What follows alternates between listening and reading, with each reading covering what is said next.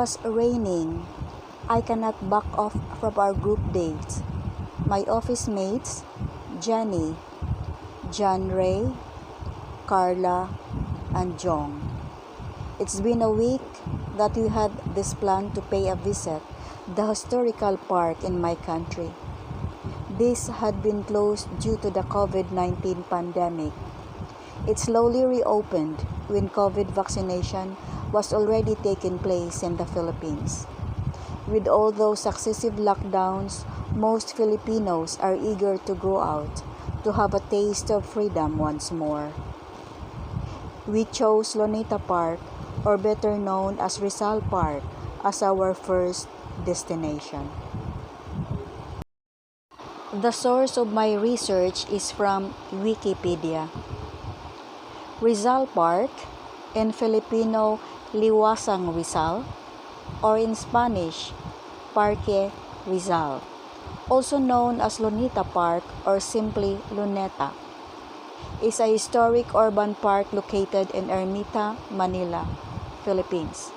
It is considered one of the largest urban parks in Asia, covering an area of 58 hectares, 140 acres.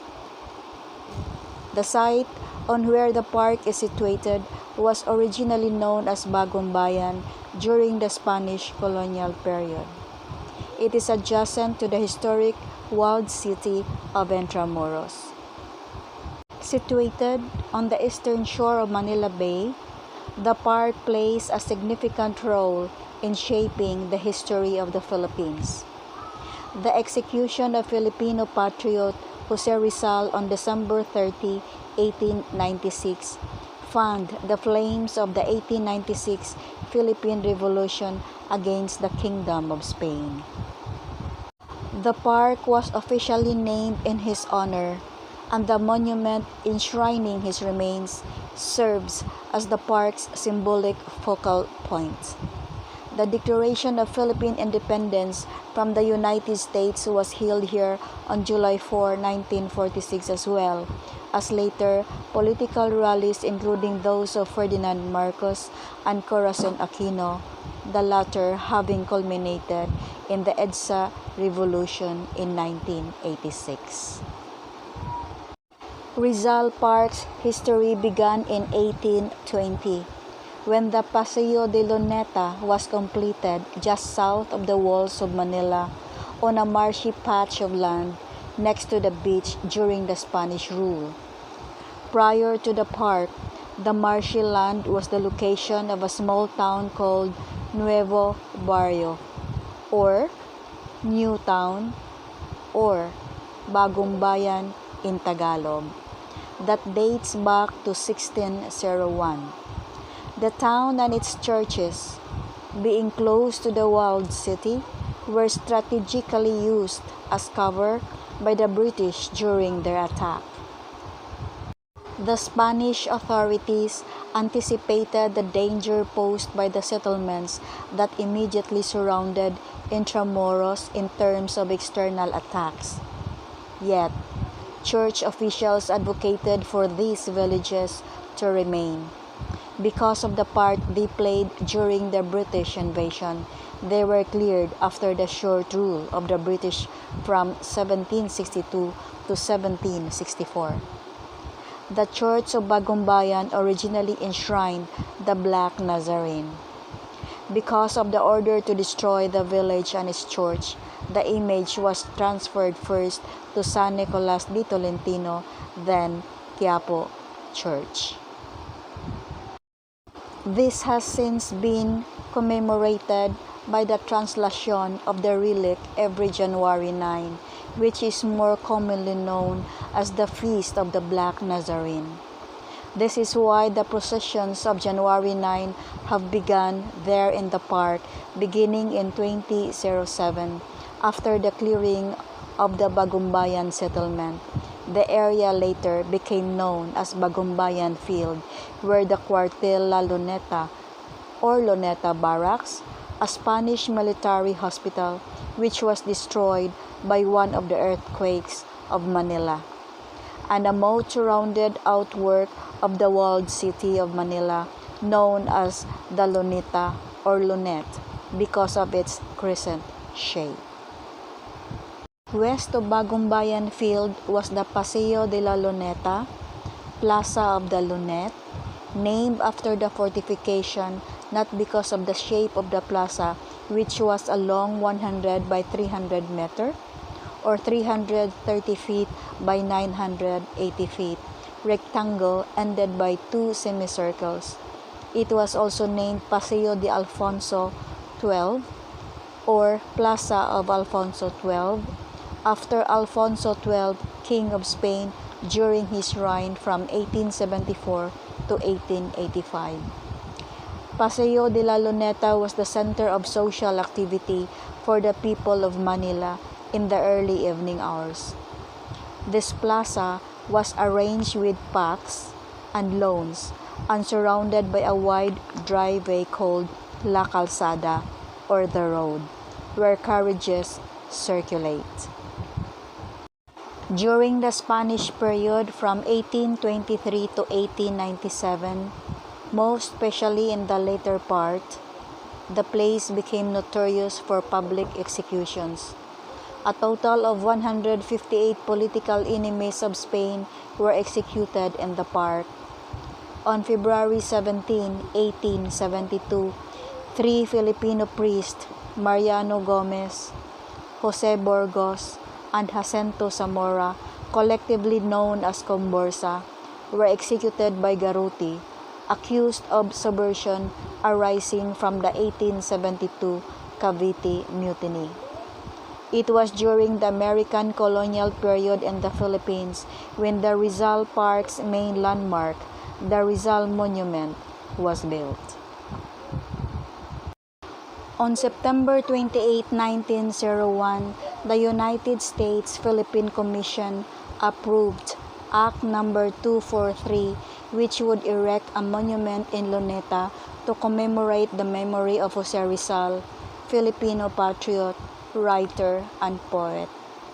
The shrine was inaugurated on December 30, 1913, Rizal's 17th death anniversary.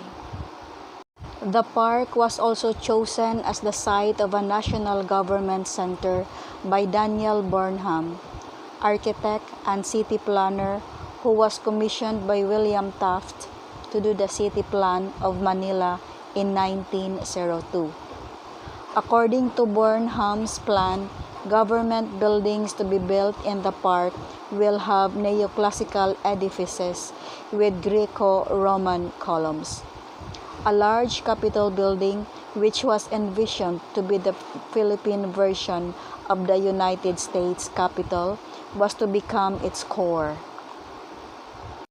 It was to be surrounded by other government buildings, but only two of those buildings were built around Agrifina Circle, facing each other.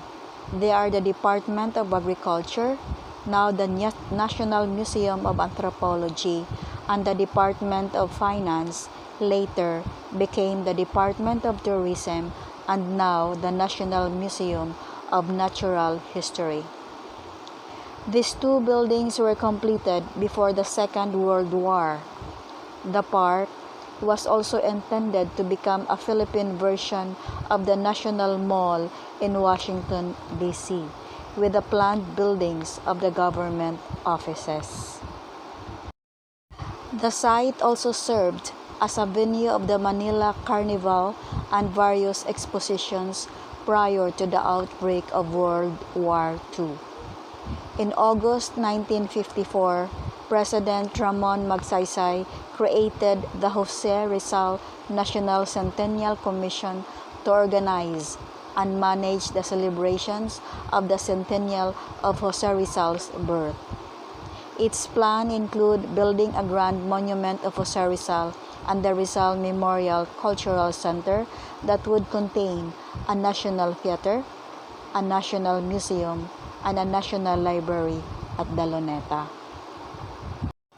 The site was declared a national park on December 19, 1955 by virtue of Proclamation No. 234 signed by President Magsaysay. The Luneta National Park spans an area of approximately 16.24 hectares or 40.1 acres, covering the area surrounding the Rizal Monument. The Commission of Parks and Wildlife, now Biodiversity Management Bureau, managed the site upon its establishment as a protected area. In 1957, President Carlos P. Garcia issued Proclamation No. 470 transferring the administration of the national park to the Jose Rizal National Centennial Commission. In 1961, in commemoration of Rizal's birth centennial, the National Library was inaugurated at the park.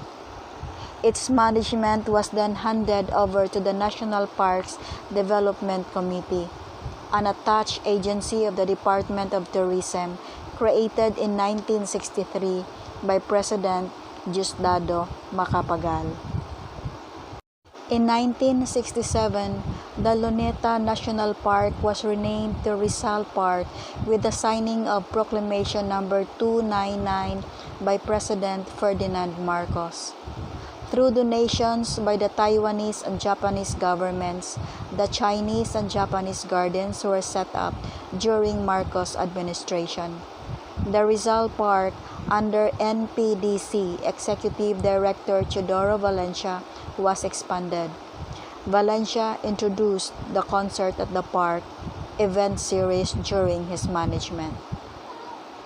On June 12, 1998, the park hosted many festivities which capped the 1998 Philippine Centennial, the event commemorating 100 years since the declaration of independence from Spain and the establishment of the first Philippine Republic. The celebrations were led by then President Fidel V. Ramos. Rizal Park was renovated by the National Parks Development Committee in 2011. The German-Filipino William Shaar, who built the old musical dancing fountain at the 40 meters by 100 meters or 130 feet by 330 feet pool in the 1960s, handled its restoration. Among the other things that were restored were the flower clock, now known as the world-class Filipino bloom, the Noli Me Tangere Garden, and the Las Biminda Boardwalk, which were opened just in time for the 150th birthday celebration of Jose Rizal. Due to the COVID-19 pandemic, Rizal Park was temporarily closed to the public in March 2020. The COVID-19 community quarantine measures allowed the NDPC to rehabilitate the park. Select sites within the park were later opened. Come, stroll with us, as we are proud to let you experience as well the beauty of our Luneta Park.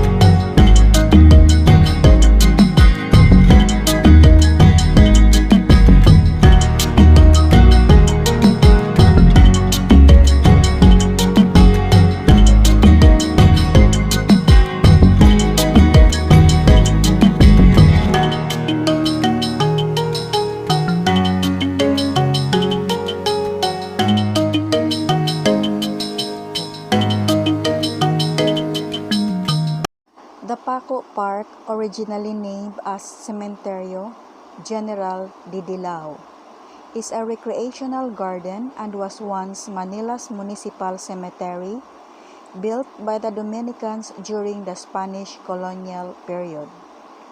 It is located on General Luna Street and at the east end of Padre Faura Street in Paco, Manila, Philippines.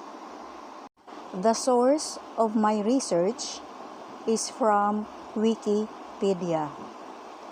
According to an on-site inscription, an order for the construction of a cemetery in Bagong Bayan was issued in 1807 due to the outbreak of a cholera epidemic in Manila. Maestro de Obras Don Nicolas Ruiz developed a plan for the Paco Cemetery, while Don Jose Col served as supervisor of the construction work. The cemetery was primarily designed as a municipal cemetery for the affluent and established aristocratic Spanish families who resided in the old Manila, or the city within the walls of Intramuros during the Spanish colonial era. It was on April 22, 1822, when the cemetery was officially inaugurated, although it had been in use for 2 years prior to its completion. In 1859, Governor Fernando Norzagaray y Escudero proposed the extension of the cemetery to approximately 4,500 square yards, including the original plan with another circular outer wall. For the amount of Philippine peso 19,700, a Chinese builder won the bid to build the outer portion of the cemetery. At that time, the niches cost Philippine peso 20 for 3 years, which was subject to renewals as no one was granted privilege to own the niches in perpetuity. On December 30, 1896, Philippine national hero Dr. Jose Rizal was interred at Paco Park after his execution at Bagong Bayan. Interment at the Paco Cemetery ceased in 1912. It had been the burial ground for several generations, and descendants of those buried in the park had the remains of their ancestors exhumed and transferred to another cemeteries in Manila. During the Second World War, Japanese forces used Paco Park as a central supply and ammunition depot. The high, thick adobe walls around the park were ideal for defensive positions of the Japanese. Prior to the liberation of Manila in 1945, the Japanese dug several trenches and pillboxes around and within the park with 3 75mm guns to defend their fortification against the charging 1st Battalion of the 148th Infantry Regiment of the United States Army and Philippine Commonwealth Army. The park was converted into a national park in 1966 during the term of President Diosdado Macapagal. Paco Park's grandeur was slowly restored after the war and since then has remained as a public park and promenade for the community. Paco Park and its care was placed under the responsibility of the National Parks Development Committee, or NPDC, during the regime of President Ferdinand E. Marcos. During the Marcos period, through the efforts of First Lady Imelda R. Marcos, culture was given emphasis and priority in the country, and Paco Park was one of the few venues chosen to host events related to culture. On February 29, 1980, then Press and Cultural Attaché of the Embassy of the Federal Republic of Germany in the Philippines, Dr. Christoph Jessen, with then NPDC Vice Chairperson Teodoro Valencia started a classical concert at the park as part of the celebrations of the Philippine-German Month. The program became a tradition, a weekly fair held every Friday afternoons called the Paco Park Presents. The event featured and highlighted the exchange of Filipino and German musical artists who performed at Paco Park, and it served as a means to strengthen the bond between Germany and the Philippines. In 1998, the celebration of Philippine-German Month was moved from February to March with the concerts starting at 7 p.m. However, Paco Park Presents continues to celebrate its anniversary every February.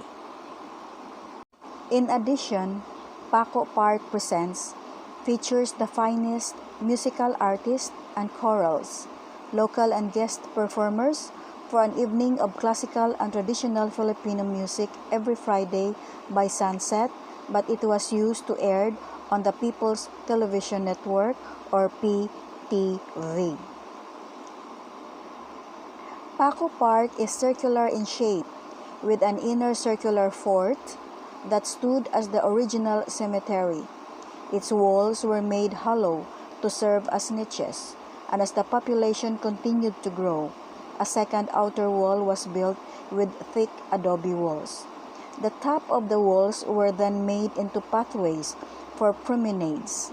A small domed Roman Catholic chapel was also built inside the walls of the park and was dedicated to Saint Pancratius.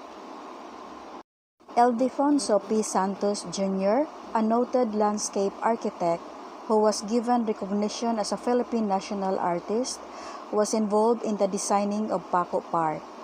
Inside the Paco Cemetery is a chapel dedicated to Saint Pancratius, a Roman citizen who converted to Christianity and was beheaded for his faith at the age of just 14 around the year 304.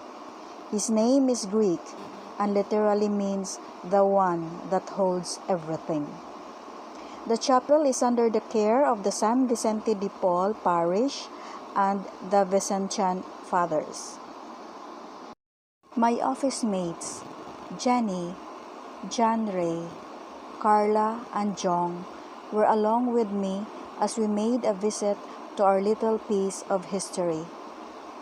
My friends, Filipinos and non-Filipinos, you are all welcome to join us in touring around the Paco Park.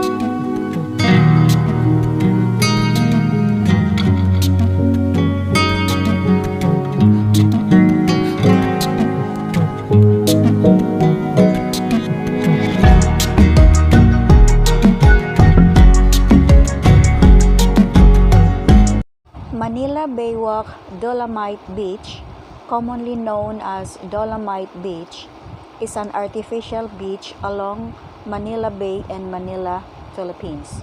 Created through the process of beach nourishment, it is part of an overall integrated coastal zone management aimed at the coastal defense of the Manila Bay Rehabilitation Project. When completed, the beach will cover a total length of 900 meters of Manila Bay Walk. The source of my research is from Wikipedia. Dolomite Beach is a project of the Department of Environmental and Natural Resources, or DENR. It is a part of the Manila Bay Rehabilitation Program launched by Secretary Roy Simato in January 2019. It is an integral part of the Integrated Coastal Zone Management aimed at coastal defense of the Manila Bay Rehabilitation. Budget for the project was approved prior to the COVID-19 pandemic. It was allocated for the beach nourishment, coastal restoration, and enhancement of the Manila Bay Walk area. Works on the project began in August 2020, when the government issued a permit to Philippine Mining Service Corporation to transport crushed dolomite from Alcoy, Cebu to Manila. Dolomite mining operations were suspended in September 2020. Dolomite Beach was created through the process of beach nourishment, which is a common practice in the creation of beaches around the world. Upon the extraction of debris in the 500 meters or 1,600 feet portion of the Baywalk from the Manila Yacht Club to the United States Embassy in Manila, the project proponents dumped 2 layers of ordinary sand before overlaying it with crushed dolomite. The beach was first opened to the public from September 19 to 2020. Afterwards, it was closed again for expansion. Originally, the beach was to be completed by December 2020, but it was pushed back in 2021. On January 17, 2021, DENR Under Secretary Benny Antiporda stated that the overlaying of crushed dolomite for a 500-meter portion of the beach will take 1 to 2 months to complete. After the onslaught of Typhoon Vamco, or known as Ulysses, in November, the beach was dumped with garbage, with the DNR denying reports that dolomite was washed away, saying that black sand was washed into the beach. After a series of typhoons in late 2020, the DENR replenished the beach with a new batch of crushed dolomite rock. A new coat of dolomite sand was laid over the beach in April 2021. On July 18, 2021, the beach was reopened to the public without an announcement. By September 2021, an entrance arch was installed bearing the name of the site, Manila Bay Walk, Dolomite Beach. The beach was opened again on October 17, 2021. The beach nourishment project was carried out by the Department of Public Works and Highways, or DPWH, in coordination with the DENR, is a part of the Manila Bay Rehabilitation. The beach has a total length of 90 meters or 300 feet, starting from the tip of the United States Embassy in Manila, and a width of 60 meters or 200 feet starting from the shores of Manila Bay Walk.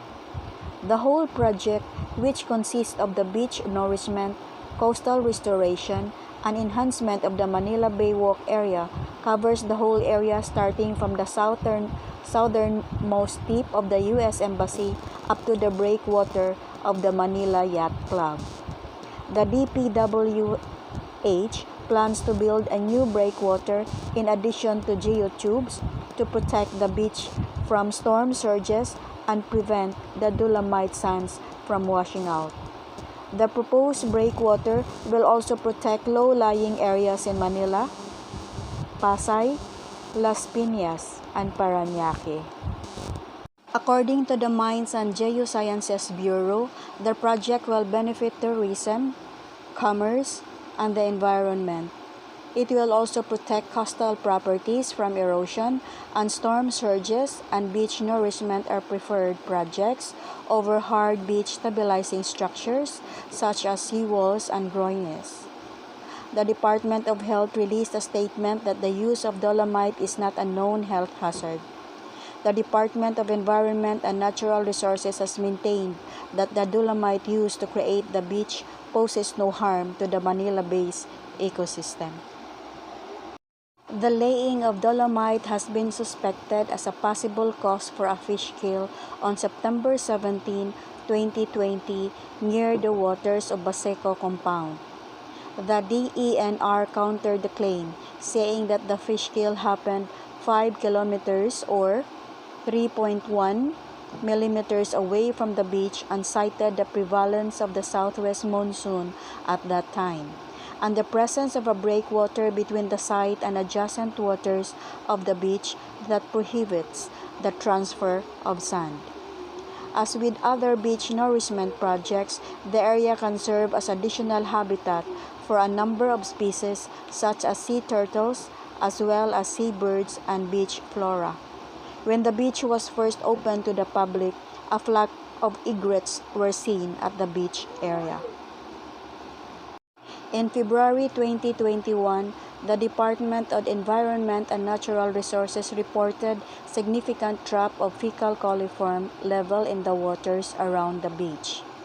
Fecal coliform level in Manila Bay dropped from 7.16 million most probable number per 100 milliliters MPN over 100 ml in 2020 to 4.87 million MPN over 100 ml in February 2021, while the fecal coliform level around the beach has dropped from 2.2 million MPN over 100 ml last January 4 to 523,000 MPN 100 ml on February 8 based on the average count from 3 monitoring stations.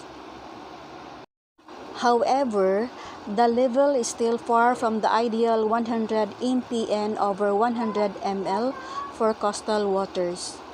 The University of the Philippines, or UP, the National State University, Marine Science Institute, or MSI, disapproved the laying of the crushed dolomite sand, saying that it will not improve the water quality in Manila Bay, and that continuous replenishment of the sand will be expensive. The UP Institute of Biology said that using mangroves instead of crushed dolomite rock was better for the rehabilitation, adding that the International Union for Conservation of Nature prefers this as an effective nature-based solution. Undersecretary Antiporda disapproved of the suggestions of the UP Marine Science Institute, calling them paid hawks, and that being a state university, the state should not be paying them.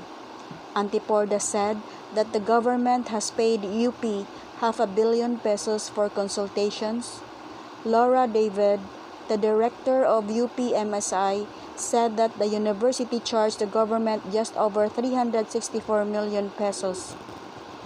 Antiporda later apologized for his statement, calling UP's criticism as painful. David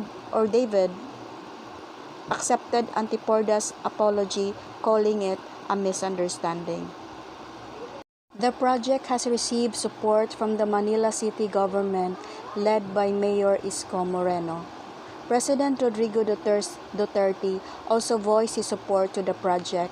Likewise, Secretary Roy Cimatu, seeing the throngs of people during the September 2020 opening, said that the project received the overwhelming support of the general public. On its partial opening in September, people crowded the beach and the nearby area that physical distancing were not properly observed. Bloggers have been posting positive updates regarding the project, which DENR Undersecretary Bini Antiporda cited as an effective way in informing the public about the project. As a blogger myself, I was curious how the Dolomite Beach looks like. Come, we will see by ourselves if this place is worth the visit. After all, this project is funded by our national government to attract tourism from our local guests or from the visiting foreigners.